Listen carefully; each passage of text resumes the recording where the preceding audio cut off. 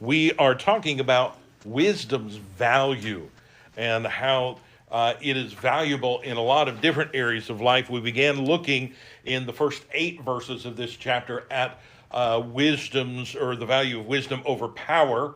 And then tonight we're going to start here on page 3 in our notes, and we're going to begin looking at the value of wisdom over strife. And that's going to be, as I said, verse 9 through 21. We're not going to get all those verses done tonight, but we will get several of them done, Lord willing, as we go through this. So the value of wisdom over strife. Everything doesn't have to be an argument. Everything doesn't have to be a fight. I can remember when the boys were younger, actually having that exact conversation with them. Just because your sibling is there, and just because they've done something you don't like, which is going to be all the time, does not mean that it has to be an argument. Doesn't mean that there has to be hurt feelings and all the things that go on with that. And wisdom teaches us that we don't have to have that.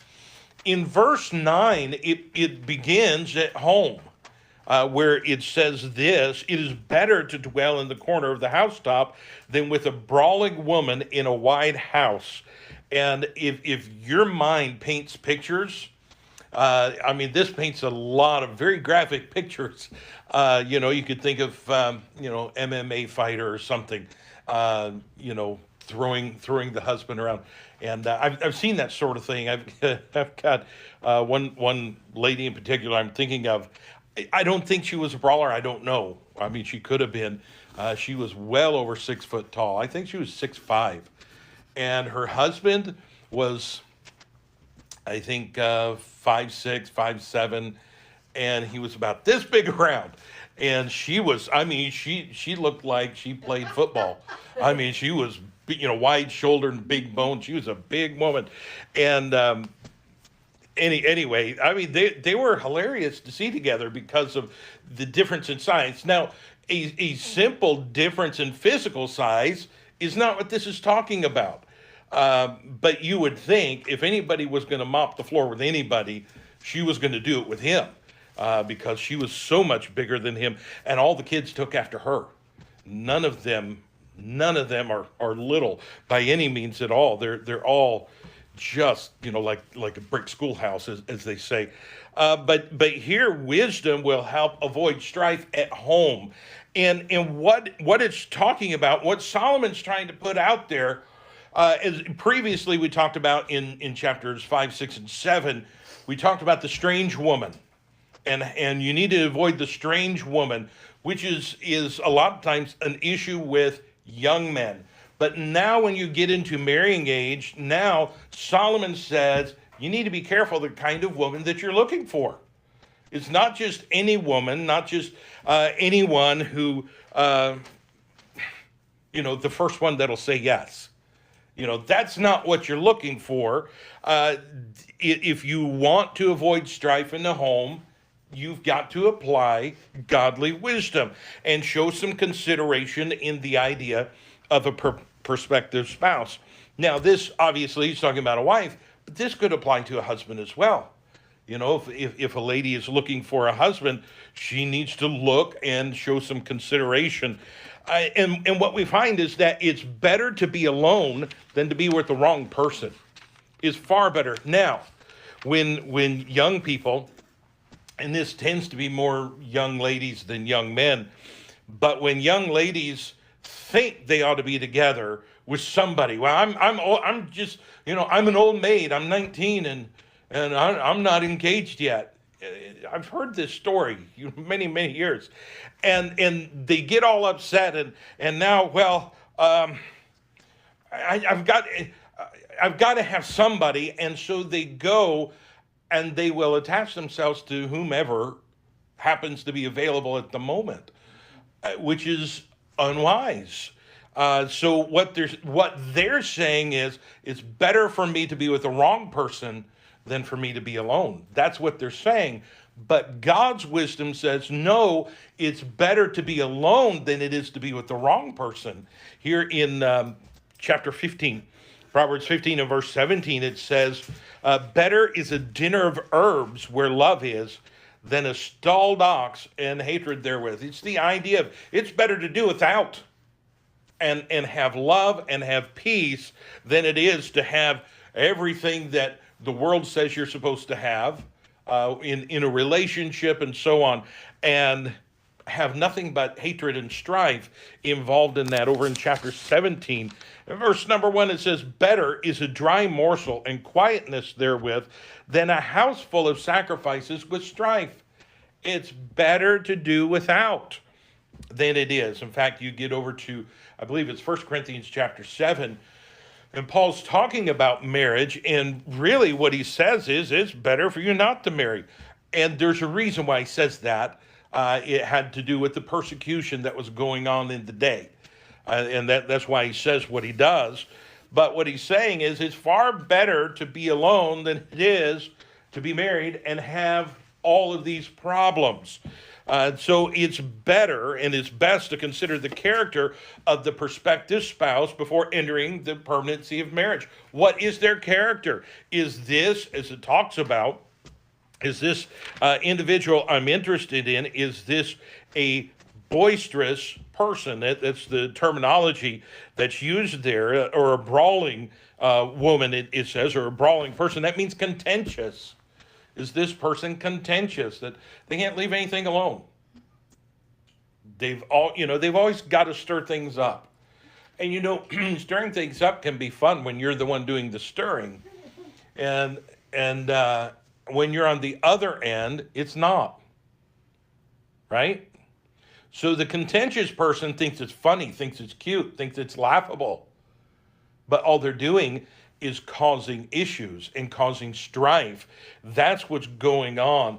And with this person, contentions are a constant struggle, as we see back in Proverbs 19 and verse 13. A foolish son is the calamity of his father, and the contentions of a wife are a continual dropping. You see, those contentions, they don't go away. They don't stop. They just keep going and going and going. It's a constant struggle, and they can't be hidden. In Proverbs 27,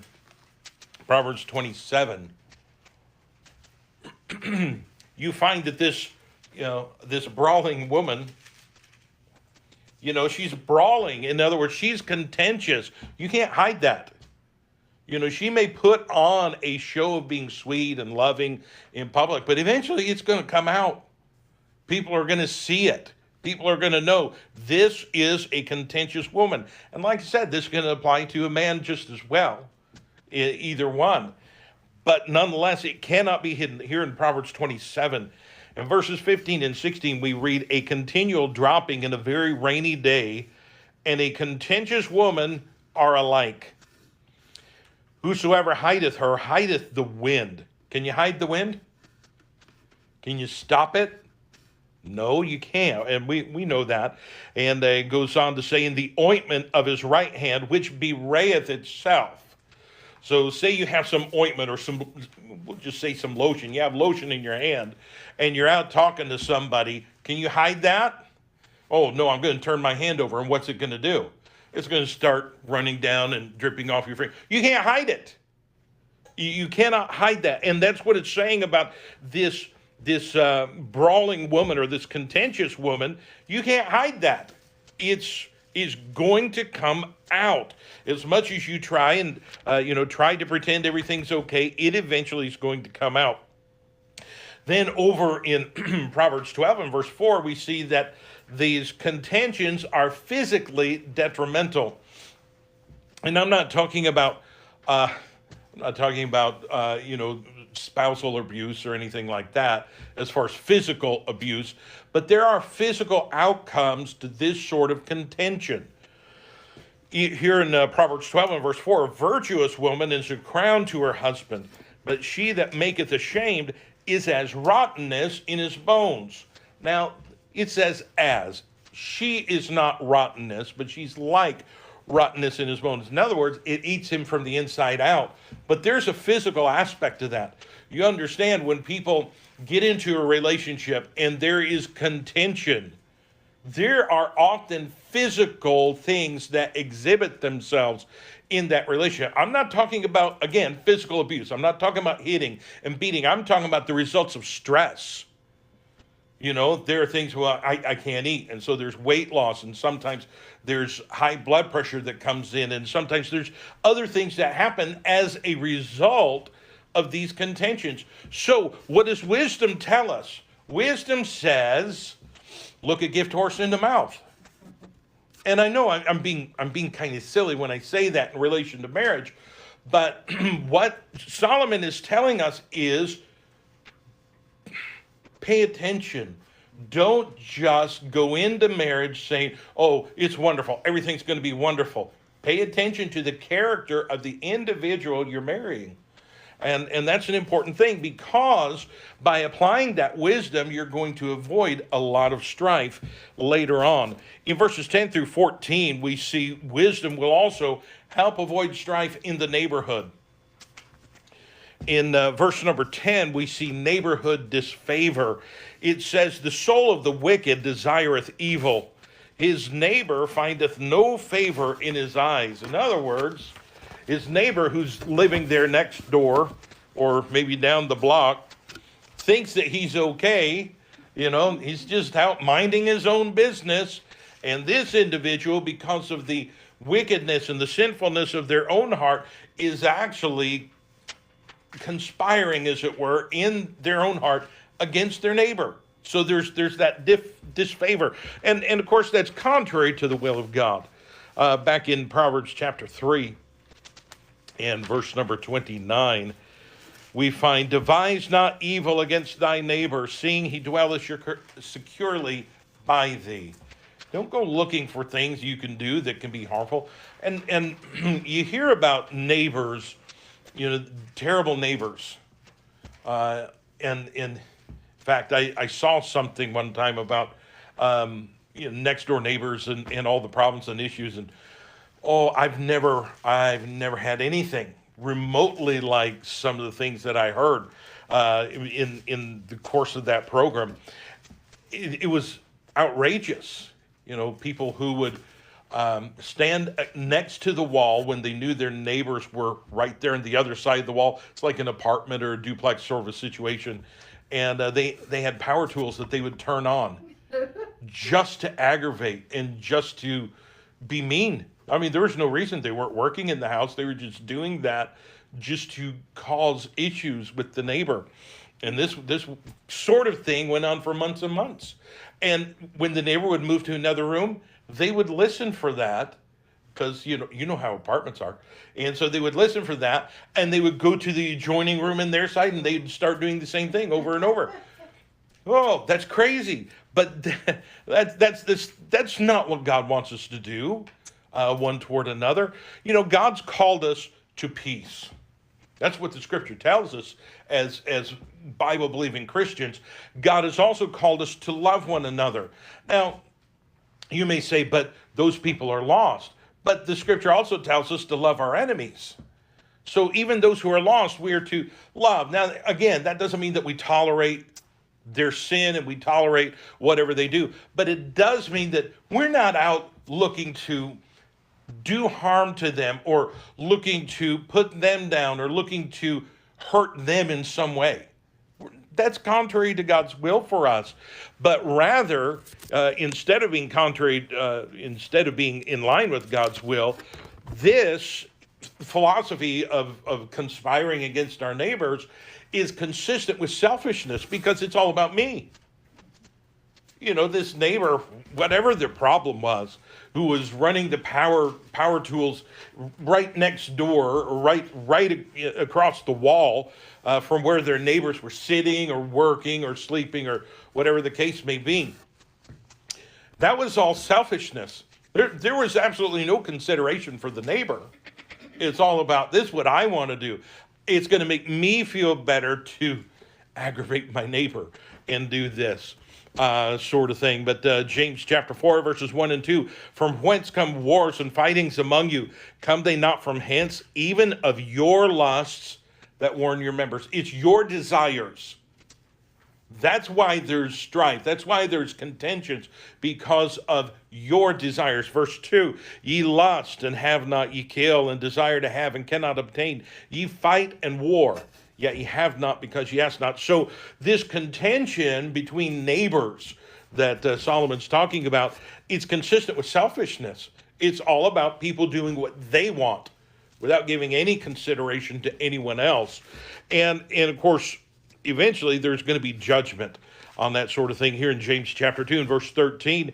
For he shall have judgment without mercy that hath showed no mercy, and mercy rejoiceth against judgment. So this individual who's conspiring against their neighbor or acting selfishly in regards to their neighbor, God's going to pay attention to that, and God is eventually going to bring that to light. Can you imagine standing at the judgment seat of Christ as a Christian and God saying, you missed out on rewards because of how you treated your neighbors, because of how you conspired against them? What a sad thing that would be. And yet that's what he's talking about, that there will be judgment against that. In verses 11 and 12, we see some neighborhood directives. Let's go ahead and read that here in Proverbs 21, verses 11 and 12. When the scorner is punished, the simple is made wise, and when the wise is instructed, he receiveth knowledge. The righteous man wisely considereth the house of the wicked, but God overthroweth the wicked for their wickedness.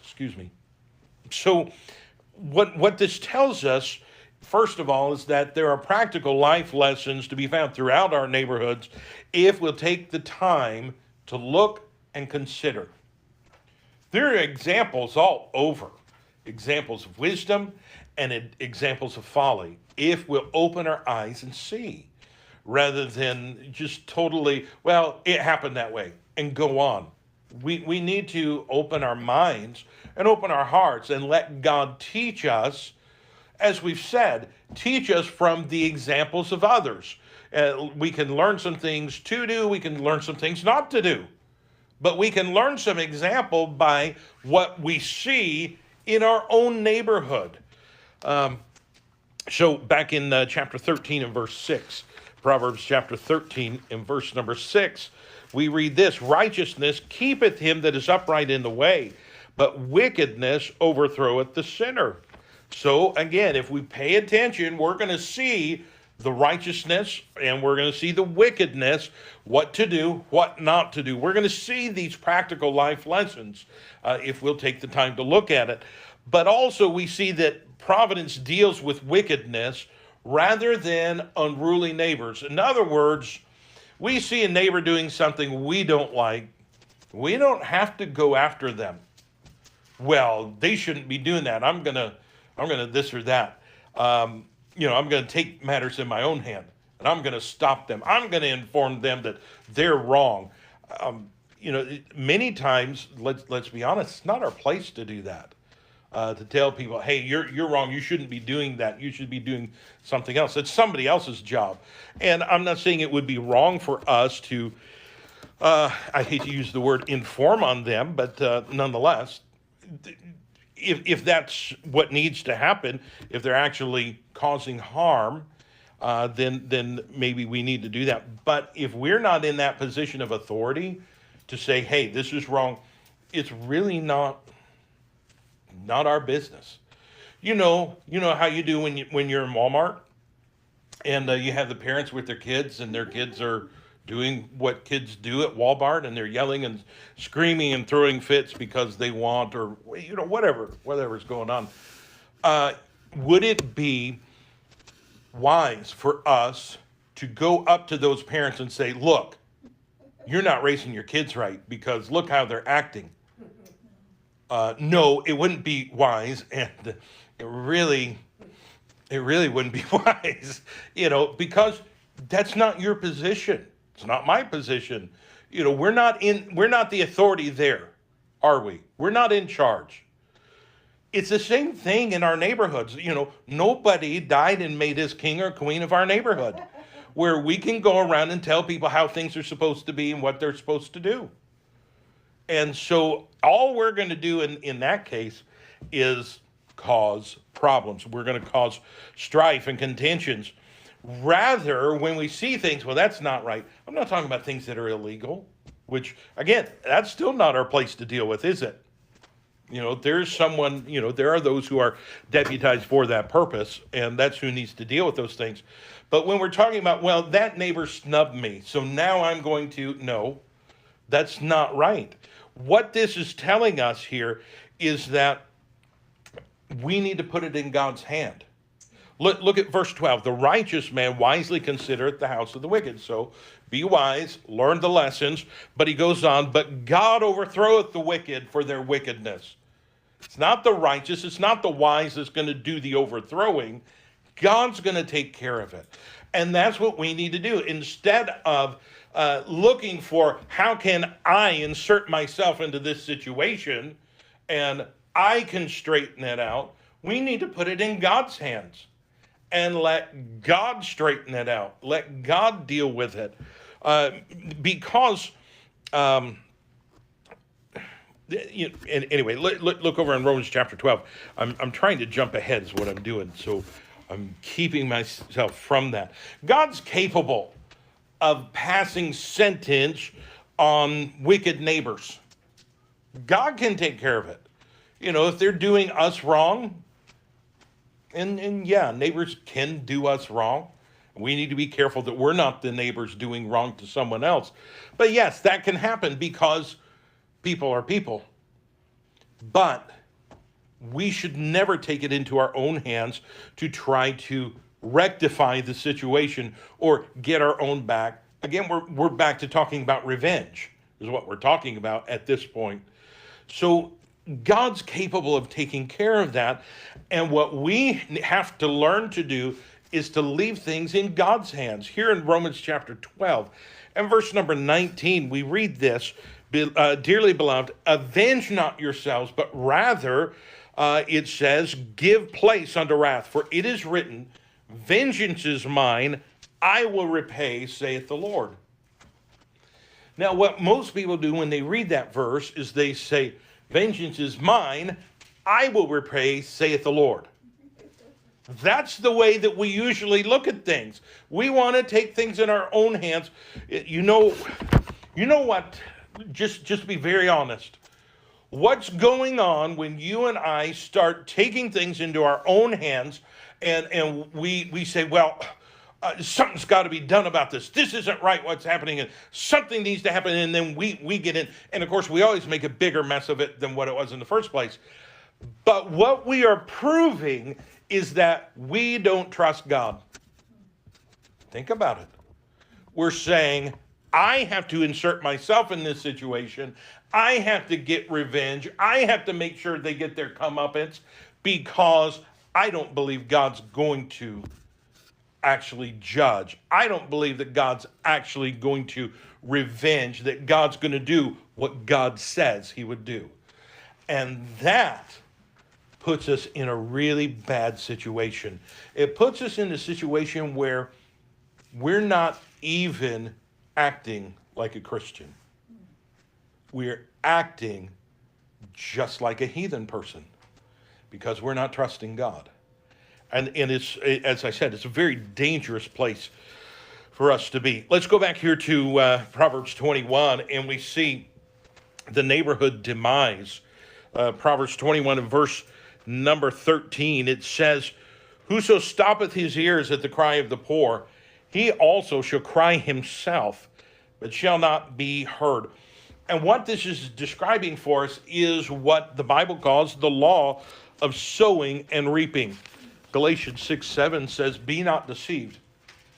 God is not mocked. For whatsoever a man soweth, that shall he also reap. So that's exactly what he's talking about there in Proverbs. Over in Matthew chapter 7 and verse 2, it says, for with what judgment ye judge, ye shall be judged. And with what measure ye mete, it shall be measured to you again. Do you know what that means? Now, most of the time that means, well, don't tell me I'm wrong. That's usually how that's twisted. That's not what that's talking about at all. But really what he's talking about there in verse 2 is what you sow, you reap. The judgment you give out, if you say, oh, in other words, if you're inconsistent, rules for thee and none for me. That sort of idea. What you sow, you reap. And that's what he's talking about here. And let me read this again. Whoso stoppeth his ears at the cry of the poor, he also shall cry himself, but shall not be heard. He's going to reap what he sows. What God, through Solomon here, is trying to tell us, excuse me, is he's describing the lack of compassion and the conclusion of that lack of compassion. You see people have a need, and we would consistently apply this to spiritual things. But certainly there are people who have physical needs that we can help with. And we say, well, no, I'm not going to do that. And God says you're going to reap what you sow. That doesn't mean that every time somebody says, hey, I want something, give me.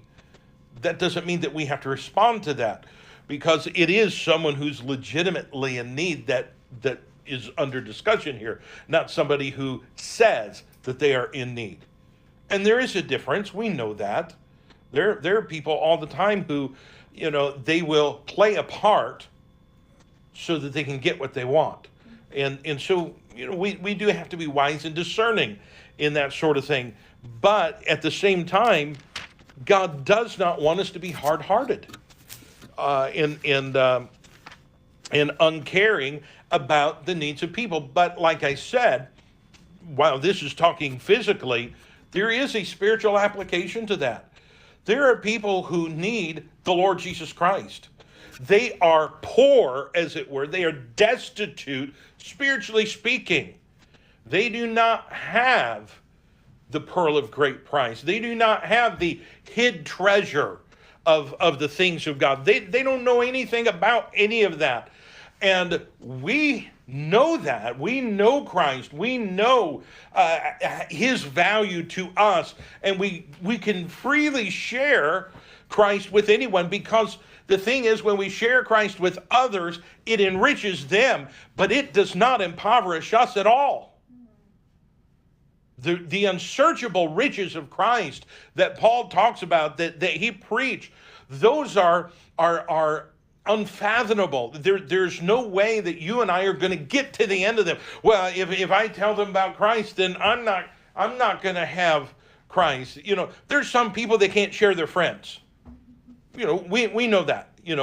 They can have one friend, and that's the only friend they can have. And if that friend talks to someone else, then we get upset.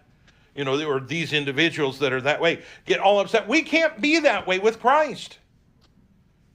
People need the Lord. They are destitute. They are poor, spiritually speaking. And we cover our eyes and we stop our ears and pretend like we don't know anything about it. Well, God says that's going to come back to haunt you. That God wants us to be compassionate, not just about people's physical needs, but about their spiritual needs. That's what we're supposed to do. Here in Proverbs 28, in verse 27, we read, he that giveth unto the poor shall not lack, but he that hideth his eyes shall have many a curse. He that giveth to the poor shall not lack. There have been plenty of times that we've given to the poor down through the years. And, there are times that we've given to the poor things that it was a sacrifice for us. I'll just put it that way. It was a sacrifice for us. And we ourselves wondered, how are we going to make it now? Since we've given this to them, what are we going to do? And yet I can tell you every time it's obvious we haven't done without. We haven't. And God has always provided. I can't say it's always been money, well, we got extra money. I can't say that. But God's always provided something so that we've never done without. So compassion is what God wants of us. He doesn't want this neighborhood demise. Then in verse number 14, we see neighborhood discord. It says, a gift in secret pacifieth anger, and a reward in the bosom strong wrath. So this teaches the importance that God places on being agreeable. You know, we don't have to agree with everybody, and we don't. We just don't. You want to talk politics? We're not going to agree with everybody. You know, you have everybody here in the city that everybody's got their own opinion. But you know, we don't have to be ugly about it. We don't have to be rude, and we don't have to be mean just because we disagree. And the same thing is true just, you know, outside of politics, just in our personal relationships. We don't have to be disagreeable with people at all. And here in Matthew 5 and verse 25, Jesus is talking about the importance of being agreeable. He says, agree with thine adversary quickly, whilst thou art in the way with him, lest at any time the adversary deliver thee to the judge, and the judge deliver thee to the officer, and thou be cast into prison. So be agreeable, he says. And it's not talking about go along with sin and go along with ungodliness. That's not what that's talking about at all. It's talking about our basic relationships one with another. Don't go around being hard-nosed with everybody, because it may turn around to bite you. That's kind of the idea that he's given. Be agreeable. But what that teaches us is the importance of keeping issues private rather than public. There's some people that, you know, if they've got any sort of an issue, you can tell because of social media. They're going to put it out there. They may not necessarily name names, but they'll identify, you know, oh, I went to this restaurant. I'm not going to name the name, but it has golden arches, you know, and they do that kind of thing. And so they put everything out there. Everything's public. You know, you say, hey, how you doing? Oh, I'm having an issue with so-and-so. They're causing me so many problems, and they did this and they did that. It's better to keep things private than it is to keep things public. That's why Jesus said, agree with thy neighbor whilst thou art in the way. Because when it becomes public, it may well go against you. It just might. And we have a beautiful illustration of this in the life of David. Look over in 1 Samuel chapter 25, and we have a situation where David, again, he's in the wilderness. He's running from King Saul, who is out to kill him. But David has a number of men, about 600 men, who are with him, along with their wives and children and so on. And they're following David wherever he's going. Part of what they're doing is providing protection. And I don't mean that in a mafia-type philosophy.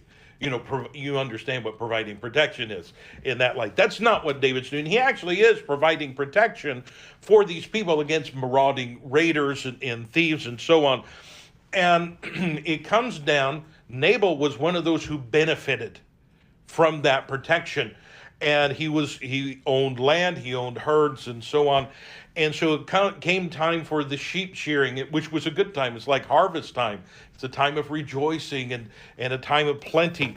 And so David sends his men to Nabal to say, look, we've protected you. Could you not help us out? You know, provide whatever you have. They didn't demand, oh, you've got to give us this, you know, give us $50 a week or, you know, whatever it is. Again, it's not like the mafia. It's not what's going on here. But when David sent that request, it was not responded to nicely and kindly. And that's what we'll see here. And David ends up very angry over the situation. Look here in 1 Samuel 25, verse number 8. Ask thy young men, and they will show thee. Wherefore let the young men find favor in thine eyes, for we come in a good day. Give, I pray thee, whatsoever cometh to thine hand, unto thy servants and to thy son David. So this is David giving the message. This is what you're to say to Nabal. Verse 9, and when David's young men came and spake to Nabal according to all these words in the name of David, and ceased. And Nabal answered David's servants and said, who is David? And who is the son of Jesse? There be many servants nowadays that break away every man from his master. Shall I then take my bread and my water and my flesh that I have killed for my shearers, and give it unto men whom I know not whence they be? So, in other words, I don't know you. It's sort of a thanks but no thanks kind of a situation. Really, it's a slap in the face. You've put out the effort. You endangered your life to protect me and mine, and I don't care. That it's very rude what's going on. And verse 12. So David's young men turned their way and went again and came and told him all these things. And David said unto his men, Gird ye every man his sword.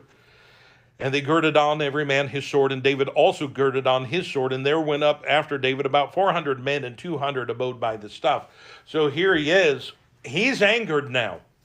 I did all this for you. I did it out of the goodness of my heart, but this is how you treat me? That's not right. And so here he is. He's about to go and kill everybody, kill Nabal, kill all his servants and everything. Again, he's angry. I'm not justifying it at all. But that's what's going on. But what you find is that Abigail, Nabal's wife, intervenes. Now she doesn't put any, she doesn't put anything in the paper. The Daily Scroll, whatever they had back then. I'm sorry. That's not what happened. This whole situation is not a public thing. She didn't go public with it. So let's see what she does. In verse 18, it says, Then Abigail made haste and took 200 loaves and 2 bottles of wine and 5 sheep ready dressed and 5 measures of parched corn and 100 clusters of raisins and 200 cakes of figs and laid them on asses. So she gathered together quite a bit of food, which is what David was asking for. Then let's see, down in verse 27, let's carry on. It says, and now, this is Abigail talking, and now this blessing which thine handmaid hath brought unto my Lord, let it even be given unto the young men that follow my Lord. I pray thee, forgive the trespass of thine handmaid, for the Lord will certainly make my Lord a sure house, because my Lord fighteth the battles of the Lord, and evil hath not been found in thee all thy days. So she intervenes. What is she doing? Well, what she's doing is she's going in private to try to assuage or persuade David to let go of his anger, to let go of his decision to seek revenge. She's not doing it publicly. She's doing it face to face, one-on-one. And so she intervenes. And what happens? David is pacified by these gifts. Look at verse 32. It says, And David said to Abigail, Blessed be the Lord God of Israel, which sent thee this day to meet me, and blessed be thy advice, and blessed be thou, which hast kept me this day from coming to shed blood, and from avenging myself with mine own hand. So he's saying, you're right. I was doing the wrong thing. I'm so glad you came to talk to me. If she'd made a big public to-do out of it, what do you think would have happened? It wouldn't have worked out this way. It wouldn't have worked out well at all. Let's see, in verse number 35, it says, So David received of her hand that which he had brought him, and said unto her, Go up in peace to thine house. See, I have hearkened to thy voice, and have accepted thy person. That's exactly what we find here being talked about. A gift in secret pacifieth anger, and a reward in the bosom strong wrath. So it's not that, they're doing all this stuff undercover. I mean, they are, but they're not. It's not sort of a sinister secret. It's that they're not making the problems public. They're keeping it private. That way, when things are all said and done, and the anger and the initial problem that's all dealt with, nobody is the wiser. Nobody knows about it. And certainly that's a better thing for the neighborhood. If neighbors would, when they have problems with each other, if they would go and deal with those things amongst themselves and be agreeable to say, you know what, we're neighbors. This is dumb, to stir up the whole neighborhood because we're not happy. and get things taken care of instead of spreading it around the neighborhood. Oh, I can't stand that neighbor. They're this and they're doing that, and I don't like, and whatever. All that does is cause more issues and more problems. And God's not pleased with that sort of thing. God would rather that we go in private and keep things private so that they can be taken care of. Then you don't have people in the neighborhood taking sides, right? You don't have people in the neighborhood mad at this one and mad at that one. Now, half the neighborhood won't talk to this one and the other half won't talk to that one. You don't have that kind of thing because you went in secret. You went in private and took care of the problem instead of making it a public show, like what happens all too often. So wisdom actually teaches us to overcome strife and to avoid strife.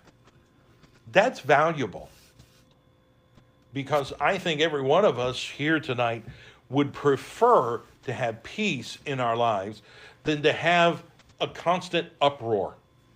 I don't think anybody likes to have a constant uproar in their home, in their neighborhood, and whatever. I don't think any of us do.